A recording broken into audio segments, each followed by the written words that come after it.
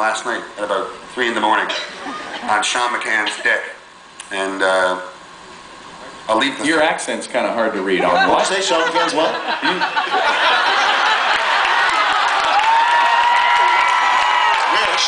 Sorry, on Sean McCann's pickle. And, no, and it's funny because if you have Great Big Sea Records, really, truly, I'm not trying to get cheap applause from the audience, but some of those records rock. And let's hear it. No. If you read the small print, I think just about every record has Kurt Swingahammer on it, and we've never met. And I think Kurt's played on almost, if not every, Great Big Sea record for like 10 years. And so what a treat. So if you hear anything that's kind of hard on the guitar, or any sort of, I think Hammond organ too and some stuff on different records. And anyway, he did it. So thank him. I was starting to believe for the longest time that there was some conspiracy among mainland Canadian producers, that they would take your songs away from Newfoundland and they would go to the mainland, and they would get dozens of people to play on them and make them sound way cooler, and then they would just attribute it to this one sort of godlike thing that was called Kurt Swingahammer. It's the Alan Smithy of producing. Yeah. It turns out there is a dude. There he is. Anyway, I'll tune this and I'll tell you the story. I won't take up too much time. We're going to sing a song that I've never sang, I don't think, in public. I wrote it a little while ago with a friend named Con O'Brien. Do you guys know Con? Plays in the Irish Descendants. Know Con? Yeah. He stole my rider one night. I know that much. He stole your rider? You're lucky. You're lucky if this He took my horse too. Came in, raped the women, rode away on the horses. Anyway, Con and I grew up on the southern shore of the Avalon Peninsula of Newfoundland, where there's piles of little fishing villages, like Petty Harbour. Thank you. I love that. We get one. If you say like Seattle, like hundreds of people go, woohoo. You say Petty Harbour, it's normally like... And your sister goes, yes! In that voice? You hear that hum. You hear the hum of the monitors. Hey, she's cute, but deep voice. I'm from Petty Harbour. And also sometimes say, I'm from Newfoundland. I go, it's where the Titanic sank. So I get so. Anyway, we used to do, those communities to grow up in were really cool and really different from most other places I've ever been. And the kids, the little fellas especially, would always get involved in the fishery in the small towns. And when the fishermen would come ashore in small boats with fish, and they'd need the kids would help them get the fish up out of the boat, help them keep the tables filled where they'd split and got the fish and stuff. And we'd always cut out cod tongues. And we made a fortune. Anyone ever had cod tongues? Yeah. Yeah? We've made a fortune selling cod tongues. Absolutely, I know. Yes. Yeah, fish tongue. Trust me. It's like a piece of meat with a little hunk of snot attached to it. And they fry.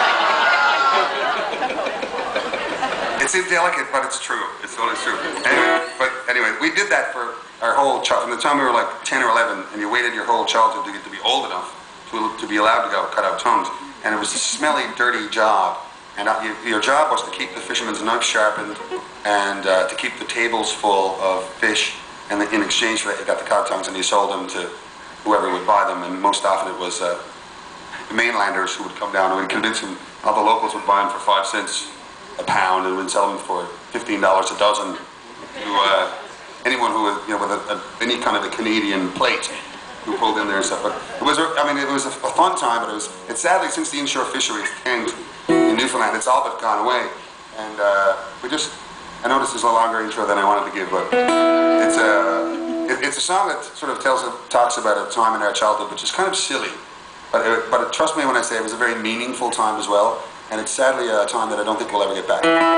This is called Not for the Money Alone.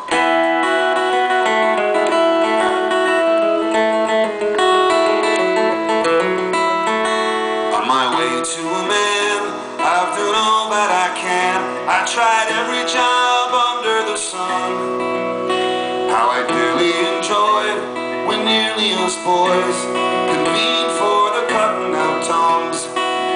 It was the thrill of my life when I first held a knife and was told I could join in the gang. Making cash of my own with a bucket and stone makes a lad feel like more of a man.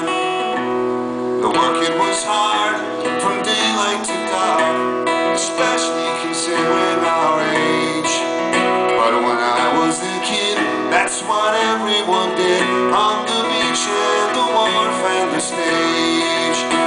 We'd rush and we'd hurry through old guts and gurry. They were slippery and smelly old days.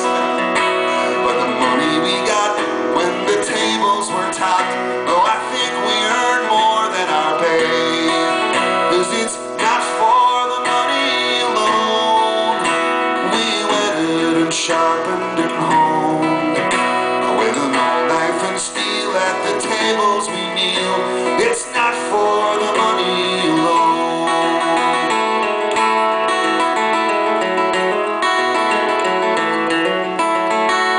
The air of that place on a hot summer day was hard on the senses of some. But I never minded, my nose had been blinded by a red time and work getting done. Now there's no smell at all from the spring to the fall. There's no loads to the gunnels to chair. And I look at my son and I think of the fun that he'll never have around here. Oh, it's not for the money alone. We wetted and sharpened and honed with an old knife and steel at the tables we kneel. It's not for the money alone.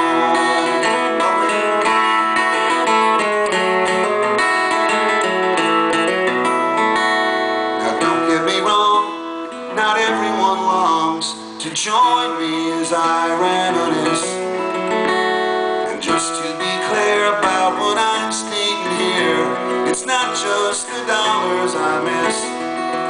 It's that boys seldom roll down the banks to the cove, and young lives are no longer entwined for the sharpening home or the leather and